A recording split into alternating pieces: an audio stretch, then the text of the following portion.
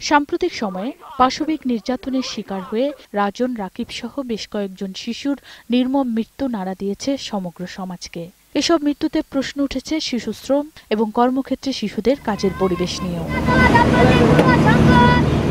৩৮ ধরনের কাজকে ঝুঁকিপূর্ণ বিবেচনায় রেখে তাতে শিশুদের জড়িত না করার বিধান থাকলেও প্রতিনিয়তই দুমুঠো খাবার জোগাড় করতে ঝুঁকিপূর্ণ কাজ করছে শিশুরা।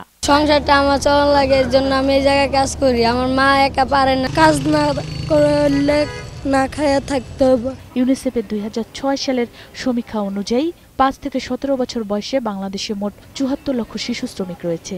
এর মধ্যে ৫ থেকে ১৪ বছরের শিশু শ্রমিকের সংখ্যা ৪৭ লক্ষ। ৫ থেকে ১৭ বছর বয়সে শিশু শ্রমে নিযুক্ত ৩২ লক্ষ। ঝুঁকিপূর্ণ কাজে নিয়োজিত রয়েছে ১৩ লক্ষ শিশু। বিশেষজ্ঞরা বলছেন, আর্থিক সংকটের মুখেই শ্রমে নিযুক্ত হতে হচ্ছে শিশুদের। এই যে দৃষ্টান্তমূলক শাস্তি না হবে, আইনের প্রয়োগ না হবে এবং মনিটরিং মেকানিজম শিশুদের যে কোন কোন কাজে তারা করতে পারবে, কোন কোন কাজ তারা করতে পারবে না, এই বিষয়গুলোকে সুপারভাইজ না করা হবে, যেটা কিন্তু শ্রম আইনে পরিষ্কার বলা আছে সুপারভাইজার কীভাবে কি করবে।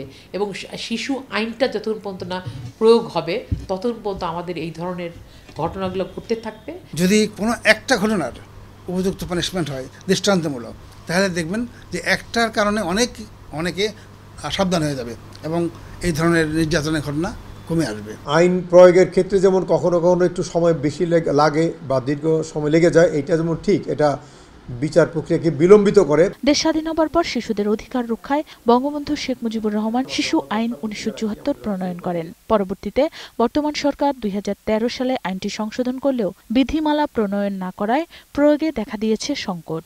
আইন আছে কিন্তু আইনের ওইরকম যথেষ্ট প্রয়োগ নেই। এই সমস্ত আইনগুলোর বিধিমালা ছাড়া এই ধরনের আইনের প্রয়োগ কিন্তু সম্ভব না। সরকারি যে সমস্ত হোমগুলো আছে এবং অন্য সেখানে যতটুক যে সমস্ত সার্ভিস দেওয়ার জন্য যাদের দরকার সেখানে কিন্তু নেই সেই ধরনের। তারা আরো বলেন, শুধু রাষ্ট্রীয় পরিসরে আইন প্রণয়ন ও প্রয়োগই নয়, একই সঙ্গে শিশুদের বিষয়ে আরো সচেতন হতে হবে অভিভাবকদের, দায়িত্ব নিতে হবে সমাজকে। ফাল্গুনী দত্ত, একুশে টেলিভিশন, ঢাকা।